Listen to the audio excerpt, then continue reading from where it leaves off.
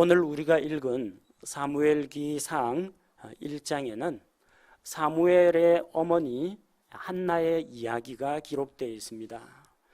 성경에 등장하는 인물 가운데 수많은 믿음의 여인들 가운데에서 우리에게 비교적 널리 알려진 인물입니다.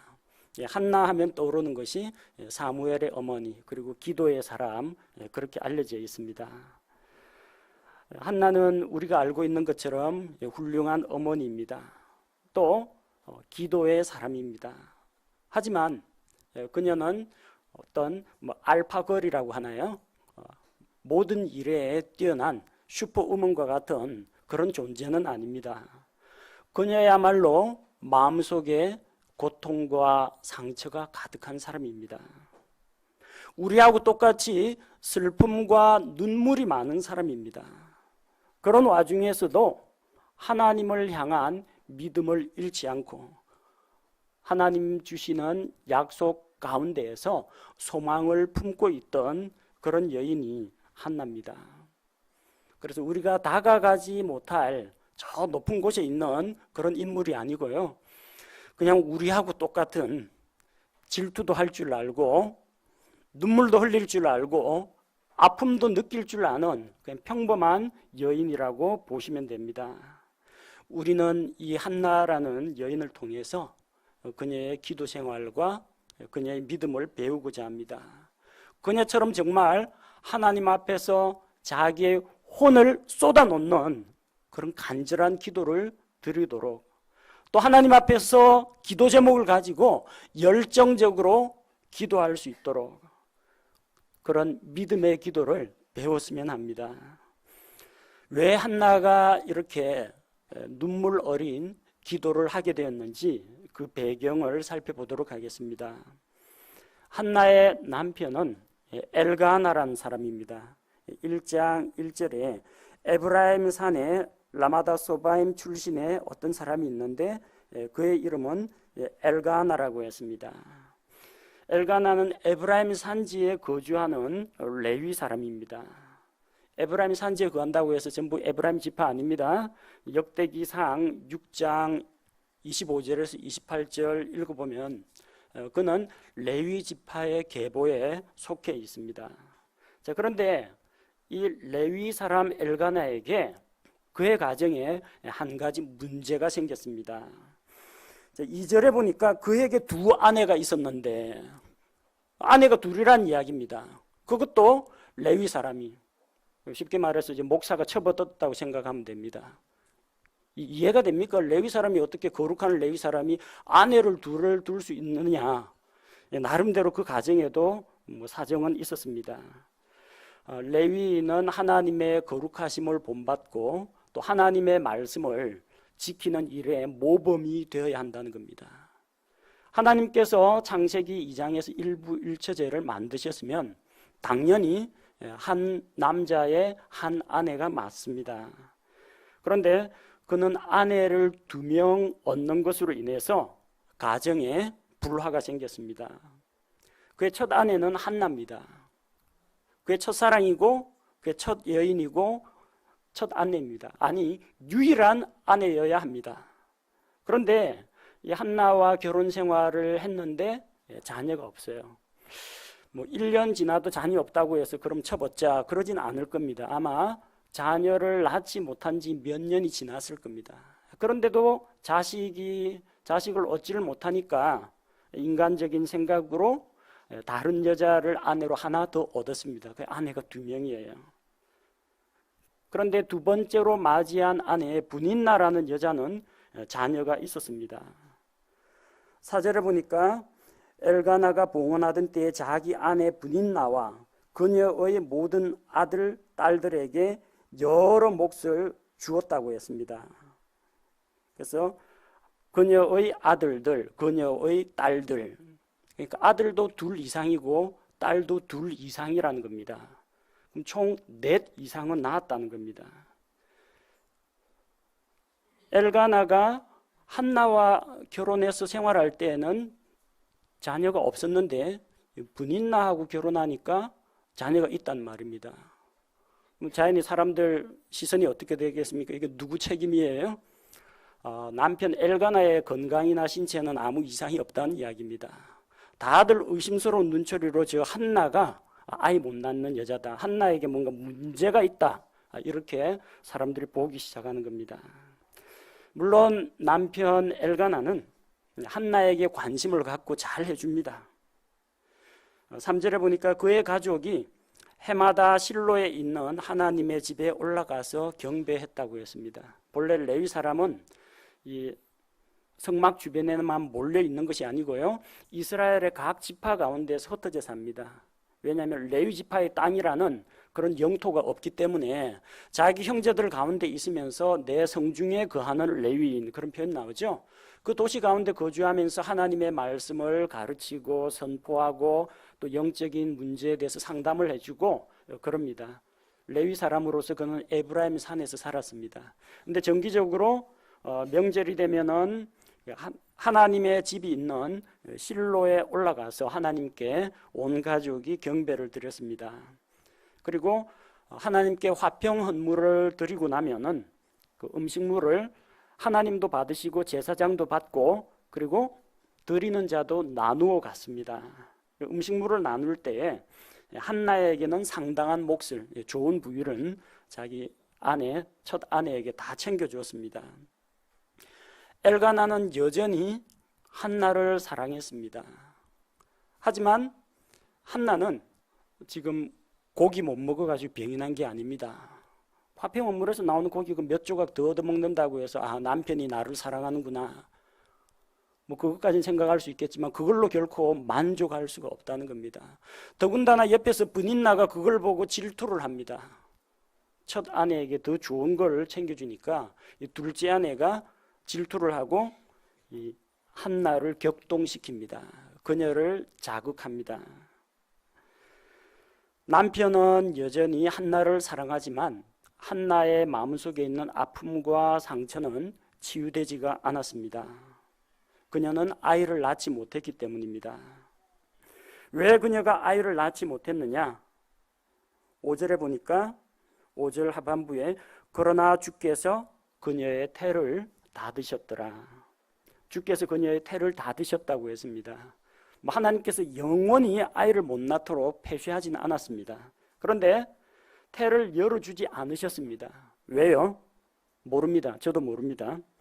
사람들은 모릅니다. 다만 언제 주의 때에 주께서 열어주실지 우리는 알 수가 없습니다. 생명을 주시는 분은 하나님이십니다. 남편 엘가나가 건강하다고 해서 아기를 낳을 수 있는 건 아닙니다. 남편이 아기를 주는 것이 아니라 하나님께서 주신다는 겁니다. 한나는 남편과의 관계는 좋았지만 자녀가 없었습니다. 그래서 그것이 그녀에게는 큰 고통과 슬픔이었습니다. 6절에 보니까 그녀의 대적 또한 그녀를 심히 자극하여 애타게 하였더라. 누구겠어요? 옆에서 충동지라는 둘째 부인 분인나가 한나가 자녀가 없다는 것을 가지고 그녀를 멸시하고 아이 못 낳는 여자라고 비난을 하고 그녀를 충동질했다는 겁니다. 7절에 보니까 그녀가 주의 집에 올라갈 때 해마다 그가 그와 같이 함으로, 해마다 엘가나가 자기 첫 아내를 챙겨주니까 분인나가 그녀를 자극했다는 겁니다. 화평 헌물에서 아무리 좋은 부위를 줘도 그녀가 울고 먹지 않았습니다. 자녀를 갖지 못하는 것은 어떤 가정에서는 큰 슬픔이 되기도 합니다. 젊은이들 가운데에서는 자녀가 없는 것이 낫다, 자녀를 키우지 않고 남편과 아내가 그냥 행복하게 살겠다, 그러는 가정도 물론 있습니다. 그러나 대부분의 가정에는 자녀를 갖기를 소망하는 가정이 많습니다. 어떤 이는 자녀가 없어서 속상하고 슬프고, 어떤 집은 자녀는 있는데 그 자녀가 하도 속을 썩여가지고 자녀 때문에 슬픕니다. 이 골칫덩어리, 이 꼴통들만 없었으면 자기 집이 좀 더 나아졌을 텐데 항상 사고치고 문제만 일으키니까 자녀 때문에 골머리를 앓는 집도 있습니다. 자녀가 있는 것이 좋은지 없는 것이 좋은지 각 가정마다 조금씩 차이는 있습니다. 그러나 우리는 한 가지 성경의 원리에 따라서 보면은 하나님께서 태의 열매를 상급으로 주시고 또 다산하고 번성하라고 하신 하나님의 말씀을 따를 때는 하나님께서 자녀를, 새로운 생명을 주기를 원하신다는 것을 믿을 수가 있습니다. 남편 엘가나는 이 가정 불화의 원인이 되었습니다. 그냥 다른 여자 안 보고 한나, 아이를 낳거나 못 낳거나 그게 무슨 상관입니까? 둘이 한 육체가 될지니라. 둘이 한 몸을 이루면 그게 가정입니다. 자녀는 있을 수도 있고 없을 수도 있습니다. 그냥 한나 한 사람으로 만족했다면은 가정 불화나 한나가 슬픔에 빠질 일이 없었을 겁니다. 그런데 아내를 하나 더 얻는 것 때문에 갈등이 더 표면화되었다는 겁니다.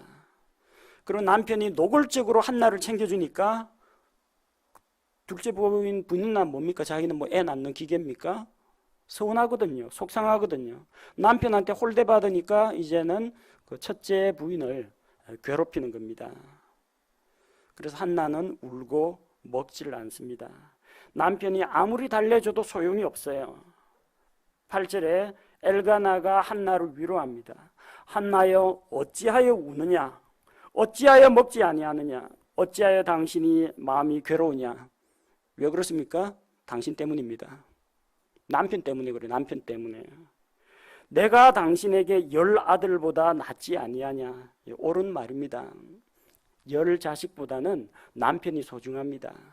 자식들이 속썩이고 말 안 듣고 하면은 어디서 위로를 받습니까? 남편한테서 위로를 받습니다. 에이, 저희 집은 남편 때문에 속상해 죽겠습니다. 그런 집 있습니까? 남편 때문에 속상하신 분들, 아내 때문에 속상하신 분들은 하나님한테 위로받으면 됩니다. 자식보다는 남편, 아내, 배우자가 소중합니다. 그리고 배우자보다는 하나님이 더 소중하다는 겁니다. 한나는 슬픔과 상처 가운데 있었지만 그렇다고 절망에 빠져서 포기하지는 않았습니다. 그녀는 하나님 앞에 나아가서 기도했습니다.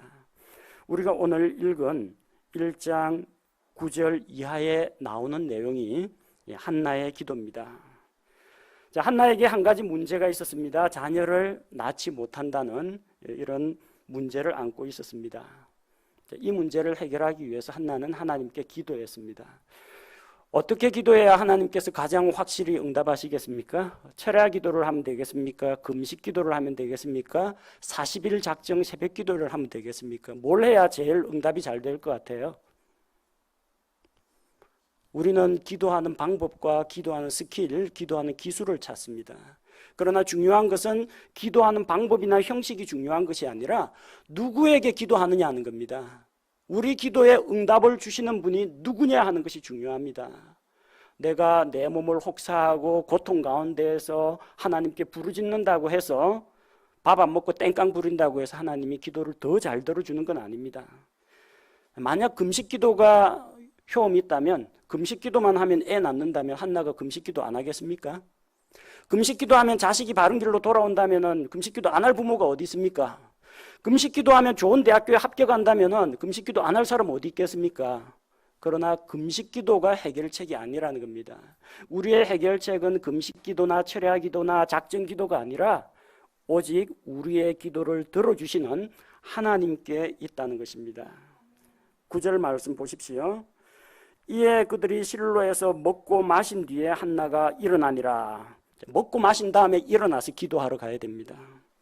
금식한다고 온몸에 힘 다 빼놓고 완전히 쓰러지기 일보 직전이고 계속해서 눈에 음식만 아른거리는데 그 기도가 잘 되겠습니까? 먹고 마신 다음에 일어나서 기도하러 갔습니다. 18절에 기도가 끝나고 나서 18절에 보니까 자기 길로 가서 먹고, 자주도 먹지요. 기도하기 전에도 먹고 기도 끝나고도 먹습니다. 어쨌든 열심히 잘 먹어야 됩니다. 기도도 체력입니다. 힘이 있어야 기도를 하죠. 밥 쫄쫄 굶고 뭔 힘으로 기도합니까? 기도하기 위해서 잘 먹고 건강한 몸으로 기도하십시오. 기도한다고 여러분의 몸을 학대하거나 혹사하거나 그렇게 하는 것은 하나님께서 원치 않으십니다. 다만 정말로 내가 내 육신의 정욕을 제어하고 또 밥 먹고 물 마실 시간도 없이 절박하게 기도해야 될 때는 기도하다 보면 먹는 거 마시는 거 잊어버릴 수도 있습니다. 또 영적인 세력과 악한 영적인 세력과 대결할 때는 금식하며 기도하는 것도 필요합니다. 꼭 필요할 때는 금식을 해야 됩니다. 그러나 하나님 앞에서 밥 안 먹고 떼쓴다고 해서 모든 기도가 다 응답되는 건 아닙니다. 금식 기도에 대해서 금식 기도가 만능이라는 생각은 버리십시오. 꼭 필요할 때는 금식 기도 해야 됩니다. 그러나 대부분의 경우에는 잘 먹고 건강한 몸으로 기도하시기 바랍니다. 한나가 우리에게 모범이 됩니다. 열심히 잘 먹고 가서 기도했습니다. 기도 끝나고 나서 또 기력 보충하느라고 또 먹었습니다. 한나의 기도는 짧고 간결했습니다. 본문에 기록된 게 답니다. 9절 이하의 한나의 기도가 나오는데 그 기도 내용이 그다지 길지가 않습니다. 40일 작정 기도회나 100일 특별 새벽 기도에 참석하러 가지도 않았습니다. 그냥 식구들과 함께 주의 집에 올라간 김에 거기서 기도하고 집으로 돌아온 겁니다. 거기서 남편 다 보내놓고 식구들 다 보내놓고 며칠간 당신 먼저 내려가요. 나는 산기도 해가지고 소나무 뿌리 몇 개 뽑고 내려갈게요. 이런 식으로 하지 않았다는 겁니다. 며칠간 기도했느냐? 몇 시간 기도했느냐? 그거 중요한 게 아닙니다. 길게 기도한다고 하나님이 들어주시고 짧게 기도한다고 하나님께서 안 들어주시는 것이 아니라는 겁니다. 정말로 절박한 심정으로 간절한 마음으로 기도하면 기도의 내용이 길거나 짧거나 그건 아무런 문제가 되지가 않습니다. 세 번째로 살펴보겠습니다. 기도할 때 무능하고 무기력한 사람을 의지하지 마십시오. 자, 9절에 보십시오. 이에 그들이 실로에서 먹고 마신 뒤에 한나가 일어나니라. 이제 제사장 엘리는 주의 성전 기둥 옆에 있던 의자에 앉았더라. 성전 기둥 옆에 왜 의자가 있는지 모르겠습니다. 출애굽기에 기록된 성막의 구조를 보면요, 이 텐트가 있고 그 안에 번제단이 있고 그다음에 물두멍이라고 손 씻는 그릇이 있고 그 안에 들어가면은 빵을 진열해 놓은 상이 있고 그다음에 하나님께 피어 드리는 분향 제단이 있고 또 등대가 있고 그 지성소 안쪽에 들어가면은 이 언약궤를 담은 언약궤 하나님의 율법의 말씀을 담은 언약궤 상자가 있습니다. 그게 답니다. 출애굽기 어디에도 성막이나 혹은 열왕기상 어디에도 솔로몬의 성전에 의자가 있다는 말은 들어본 적이 없습니다.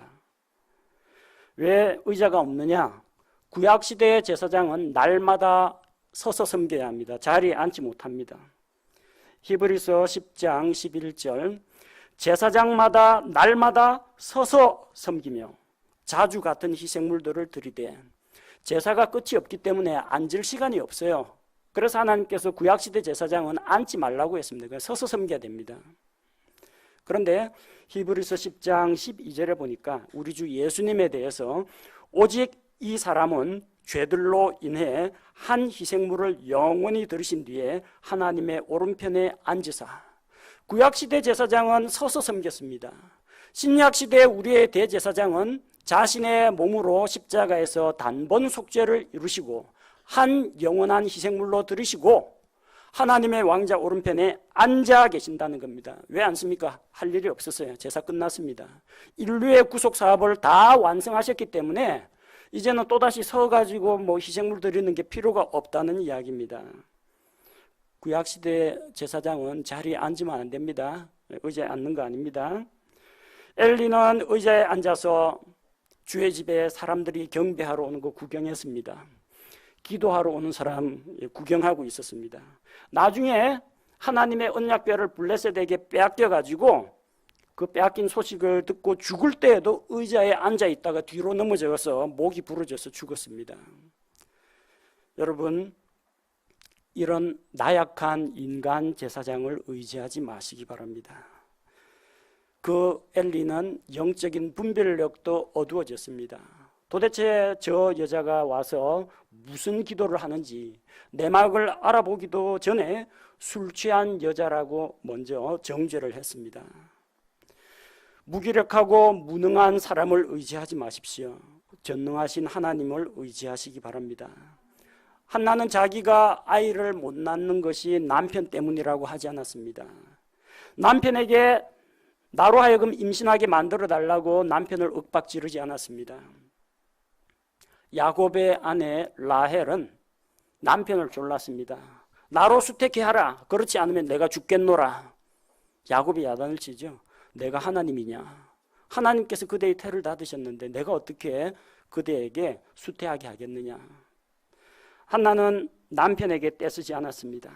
한나는 저기 성전 기둥에 의자에서 끄떡끄떡하고 있는 늙은 제사장에게 제사장님 저를 위해서 기도해 주십시오.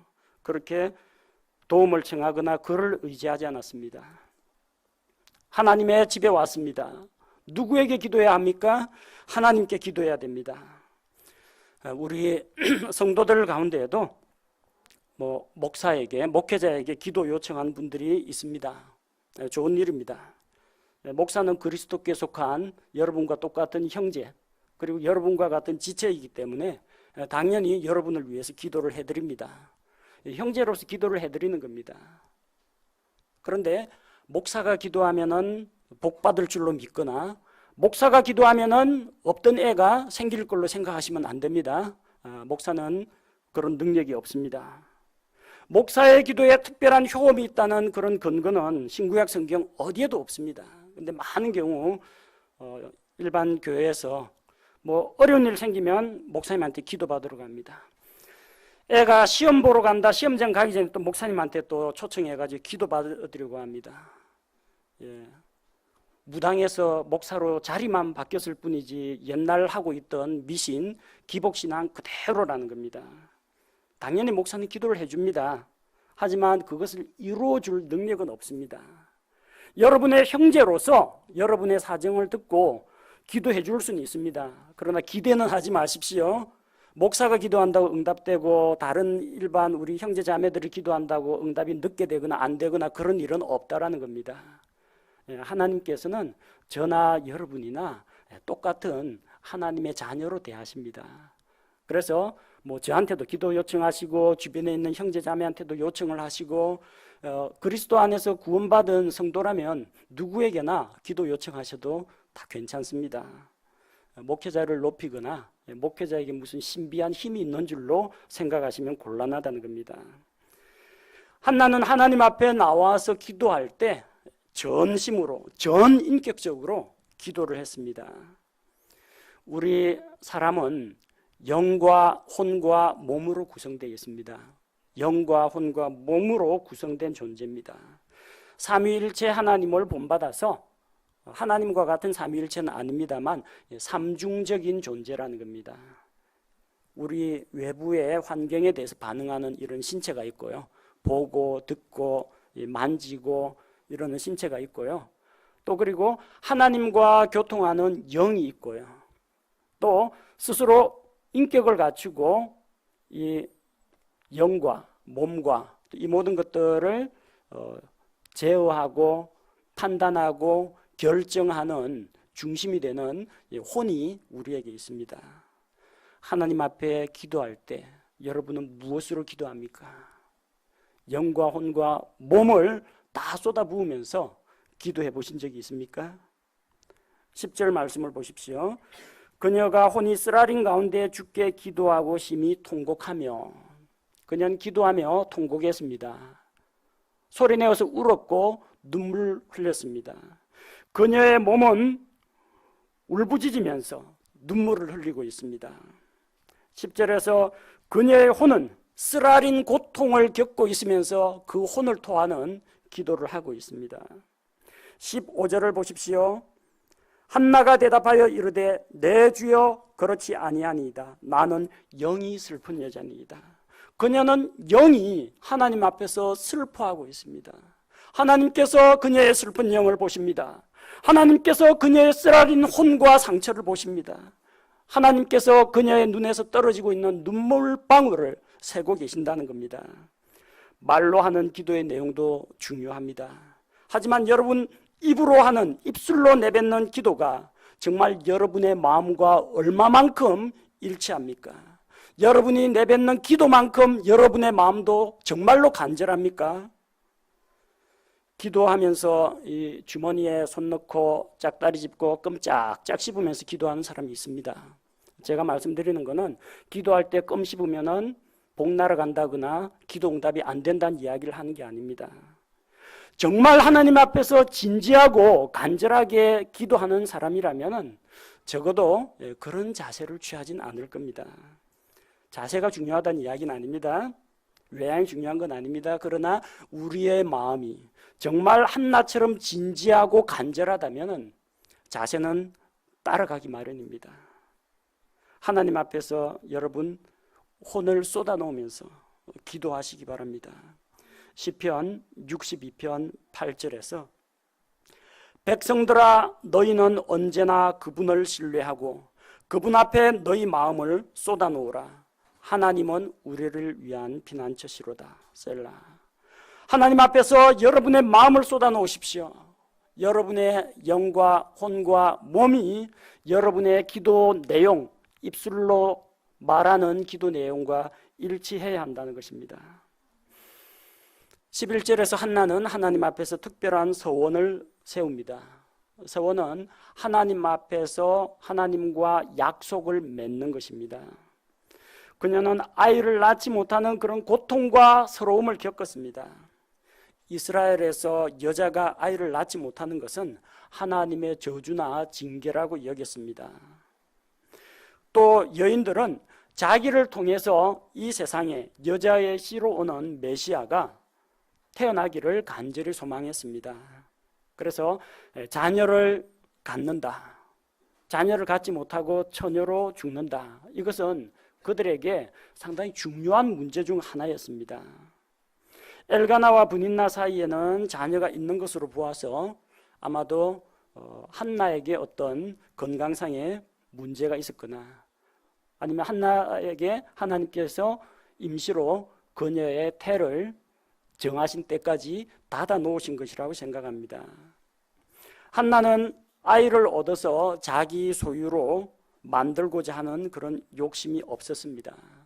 하나님 앞에 서원을 하기를 이렇게 어렵게 하나님께서 자녀를 주시면, 사내 아이를 주시면 이 아이를 주께 드리겠다고 했습니다. 자식 욕심 때문에 그런 건 아닙니다. 하나님, 제가 하나님 앞에 저주받은 여인이 아니라는 걸 보여주십시오. 하나님, 제가 이 세상에서 쓸모없는 인생이 아니라는 것을 보여주십시오. 자식 낳아가지고 자식 덕 보겠다, 그 이야기 아닙니다. 자식 낳아가지고 남편의 사랑이 나한테 조금 더 많이 오도록 그런 거 기대한 것도 아닙니다. 한나는 자식을 주시면 그것은 주님의 것이라고 고백했습니다. 자기 소유로 만들고자 하지 않았습니다. 오늘날 자녀를 둔 많은 가정에서 금쪽 같은 내 자식 해가지고 자녀에게 너무 집중을 합니다. 그래서 정작 그 자녀가 하나님을 만나지 못하고 구원자 예수 그리스도를 만나지 못하는 그런 경우가 많습니다. 자식을 자기 것이라고 생각하고 자기 마음대로 휘두르려고 해서는 안 됩니다. 성경에 나온 것처럼 젊은 자의 자식은 장사의 전통에 화살통에 들어있는 화살과 같다고 했습니다. 화살은 전통에 모아놓으려고 수집하려고 화살 메고 다닙니까? 날려보내려고 하는 겁니다. 자식은 언젠가는 날려보내야 됩니다. 자식이 혼자서 못 날아가니까 아버지 어머니가 활 시위를 당겨줘야 됩니다. 자식이 날아갈 수 있도록 힘을 실어줘야 됩니다. 그래서 중고등학교, 대학교까지 뒷바라지 다 해주고 그 다음에 독립을 시켜야 됩니다. 어느 방향으로 화살이 날아갈 거냐? 방향은 주께서 인도하십니다. 그리고 화살을 날려보내는 것은 부모입니다. 자녀는 언젠가는 독립해서 날아가야 하는 존재입니다. 자식을 품 안에 자식, 자기 치마폭에 감싸 안고 있으려고 해서는 안 됩니다. 독립시켜서 보내야 합니다. 그 자식은 내 자식이 아니라 하나님께서 나에게 맡기신 자식이고, 그리고 이 아들, 딸이 하나님을 만나고 하나님 앞에서 바르게 설 수 있도록 나는 도와주는 역할을 맡은 겁니다. 그런 면에서 한나는 자녀에 대한 그런 욕심이나 집착은 버렸습니다. 주시면 주님께 도로 드리겠습니다. 그렇게 서원을 했습니다. 자기의 고통을 하나님께서 돌아보시고 사내 아이를 주시면 그를 일평생 죽게 드리겠다고 약속했습니다. 서원을 하면 지켜야 하는 의무가 발생합니다. 전도서 5장 5절 말씀처럼 내가 서원하고 갚지 않는 것보다 서원하지 않는 것이 더 낫다고 했습니다. 지킬 수 없는 약속은 하지 않는 것이 좋습니다. 하나님 앞에서 약속한 것이 있다면 반드시 지키시기 바랍니다. 한나는 기도할 때 하나님 앞에서 떼쓰고 악쓰지 않았습니다.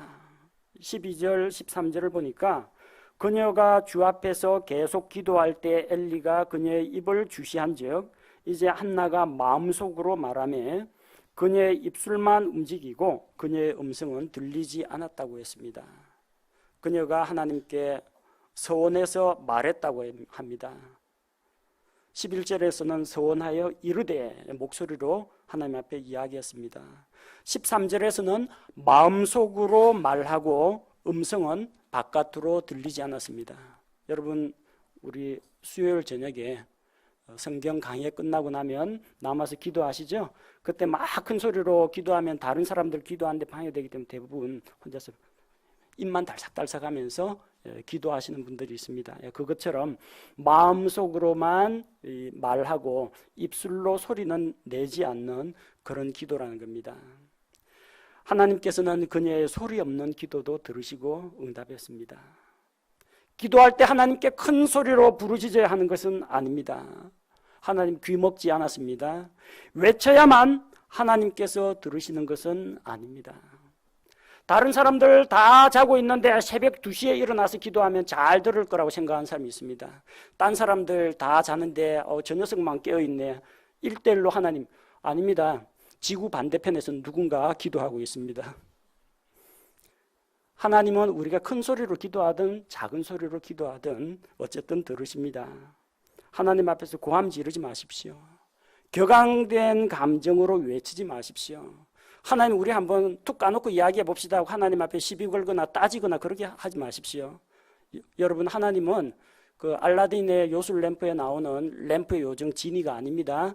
필요할 때 문지르면 나와가지고 소원 들어주고 들어가는 존재가 아닙니다. 그 하나님은 창조주 하나님이십니다. 그 하나님은 높고 거룩하신 분입니다. 그분 앞에서 두려워할 줄 알고 예의를 갖추시기 바랍니다.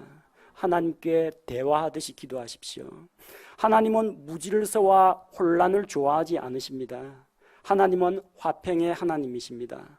성도들의 모든 교회에서처럼 하나님은 혼란의 창시자가 아니요 화평의 창시자시니라.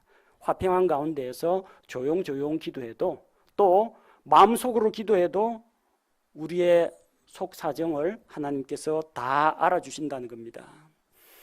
기도하다가 낙심하지 마십시오.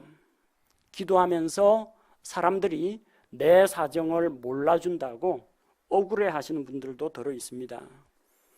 사람들한테 기도 부탁을 했는데 사람들이 자기 사정을 잘 몰라줘요. 잘 모릅니다. 저한테 기도 요청해 오죠. 어쨌든 그러한 내막이나 사연이 있다는 건 압니다. 공감도 합니다. 근데 내 일이 아니다 보니까 실감을 못합니다. 여러분, 소모임 교제 가운데에서 어떤 형제나 어떤 자매가 기도 제목 나누죠. 그럼 열심히 받아 적고 기도해 주십시오. 하지만 정말 그 형제나 그 자매가 느끼는 그 아픔, 그 슬픔을 뼈저리게 여러분도 같이 느끼지는 못합니다.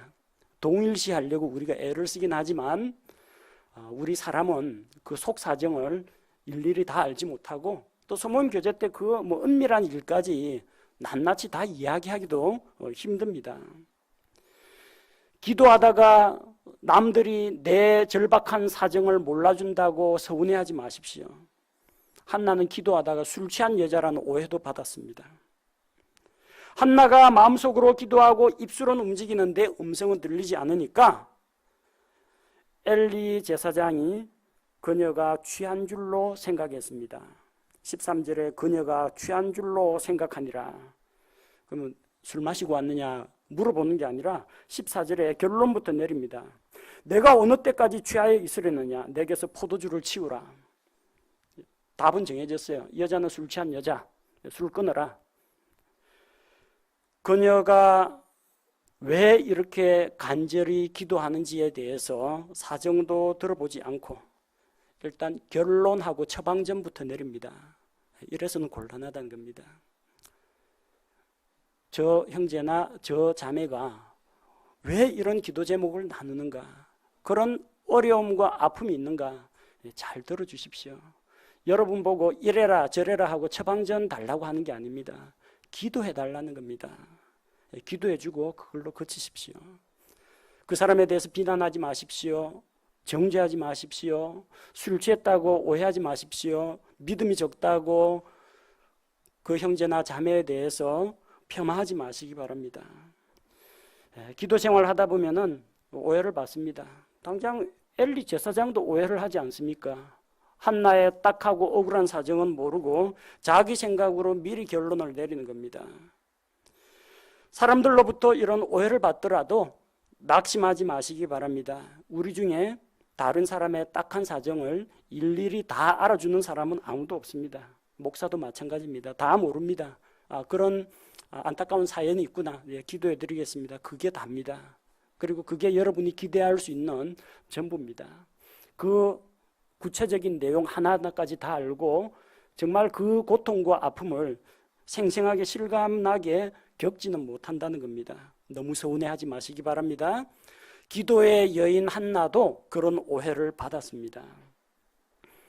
한나가 엘리 앞에서 고백합니다. 나는 영이 슬픈 여자입니다.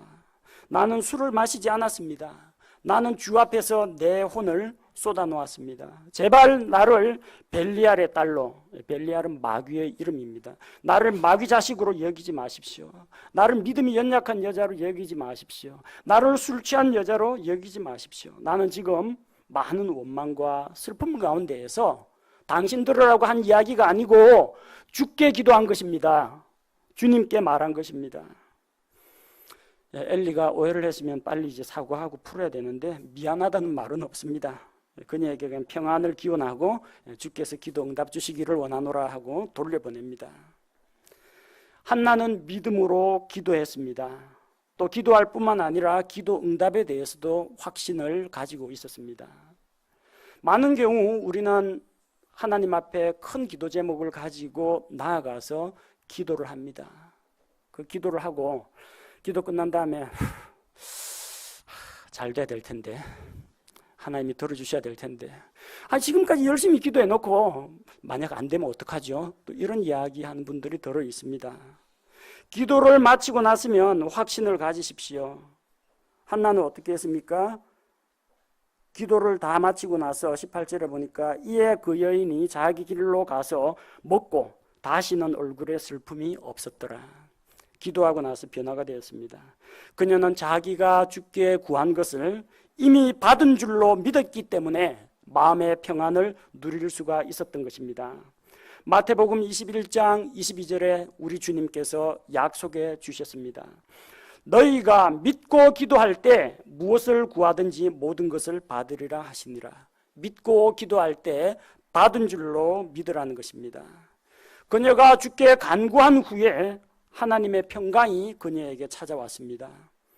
빌립보서 4장 6절과 7절 말씀을 보니까 아무것도 염려하지 말고 오직 모든 일에서 기도와 간구로 너희가 요청할 것들을 감사와 더불어 하나님께 알리라. 그리하면 모든 이해를 뛰어넘는 하나님의 평강이 그리스도 예수님을 통해 너희 마음과 생각을 지키시리라. 믿음으로 하나님께 기도할 때 염려하지 말고 기도해야 됩니다. 기도와 간구로 감사함으로 하나님께 고했으면 그러면은 하나님께 맡기고 하나님의 평강이 우리 마음속에, 하나님의 평강이 우리 마음속을 주관하도록 해야 합니다. 그리고 한나는 기도만 하고 넋 놓고 기다린 게 아닙니다. 성경은 우리에게 구하라, 찾으라, 두드리라고 합니다. 하나님께 구해야 됩니다. 그 다음에 방법을 찾아봐야 됩니다. 어디에 가서 어떻게 할 것인지 직접 부닥쳐서 문을 두드리는 과정이 있어야 합니다. 한나는 기도한 것으로 만족하고 가만히 있지 않았습니다. 19절 말씀해 보니까 그들이 아침에 일찍 일어나 주 앞에 경배하고 돌아가 라마에 있는 자기들의 집에 이르니라. 기도하고 하나님의 집에서 돌아왔습니다. 엘가나가 자기 아내 한나를 알매, 주께서 그녀를 기억하시니라. 여기 알매, 알다라는 동사가 있습니다. 개역 성경은 동침하매라고 됐는데 이 동침 이상입니다. 성관계 맺었다는 그런 말로 성경은 표현하지 않습니다. 남편이 아내를 알았다라고 합니다. 이 안다라는 게 뭘 말하느냐면요, 창세기 4장 2절에 나오는 것처럼 아담이 자기 아내 이브를 알매 그녀가 수태하여. 몸으로서 몸을 아는 것만 말하지는 않습니다. 마음과 마음이 통해야죠. 남편과 아내의 그 사랑의 관계 속에서 영과 영이 서로 통해야 된다는 겁니다. 알다라는 것은 단순한 육체적인 결합을 말하는 게 아닙니다. 영과 혼과 몸이 하나가 되어서 배우자와 함께 하나가 되는 겁니다. 이 과정이 필요합니다. 하나님께 기도했죠. 사내 아이를 주시면 하나님께 드리겠습니다. 자녀를 주십시오. 기도했죠. 기도하고 나서 각방 쓰면 되겠습니까? 안 됩니다. 남편하고 관계가 더 좋아야 됩니다. 서로 영이 통하고 마음이 통하고 몸이 하나가 돼야 됩니다. 영과 혼과 몸이 아내와 남편이 하나가 돼야 됩니다. 그래서 이 표현을 히브리어에서는 알다라는 그런 동사로 이걸 표현합니다. 지식적으로 누구를 알다가 아닙니다. 모든 것, 상대방의 모든 것을 내가 받아들이고 안다라는 그런 의미를 가지고 있습니다. 그래서 엘가나가 자기 아내 한나를 알매, 이게 우리가 해야 될 영역이 있다는 겁니다. 기도만 하고 가만히 있으면 안 돼요. 남편과 아내가 서로를 아는 과정이 있어야 주께서 그녀를 기억하시니라.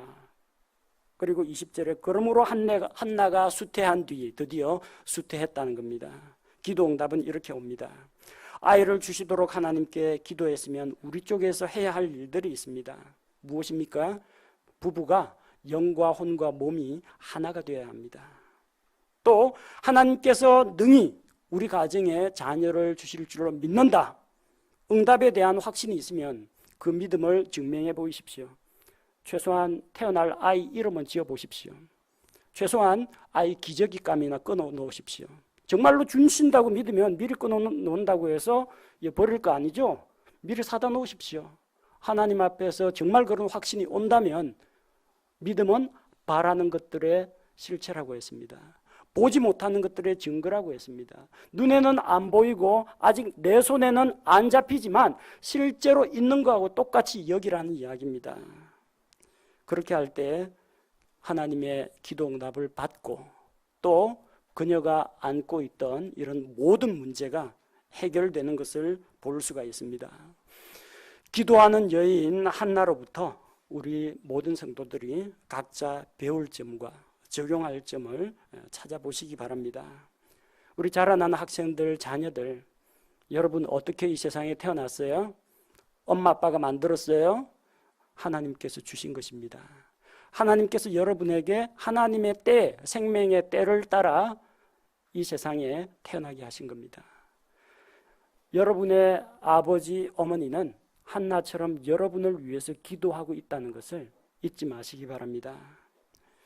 형제님들께 권면드립니다. 엘가나가 한 것처럼 한나 울리지 마십시오. 형제님들 자기 안에 울리시면 안 됩니다. 잘 보살피고 지켜주고 보호해 주시기 바랍니다. 자매님들 자녀를 위해서 기도하십시오. 기도의 어머니 한나처럼 자녀, 자기 아이 사무엘을 위해서 기도하십시오. 그리고 자식 때문에 자식이 없어서 혹은 자식이 있어서 스트레스 받고 마음속에 슬픔과 상처가 있으면 딴 데서 풀지 마시고 남편을 찾아가십시오. 남편이 10 아들보다 낫습니다. 남편이 나한테 위로가 안 되면 하나님께 찾아가십시오. 하나님의 위로와 평강이 함께 하실 것입니다. 우리의 모든 사정을 알고 계시는 하나님께 조용히 나아가서 그 앞에서 여러분의 마음을 쏟아놓고 기도하시기 바랍니다. 우리 하나님으로부터 그리스도의 평강이 우리 모든 성도들에게 함께 하시기를 기원합니다.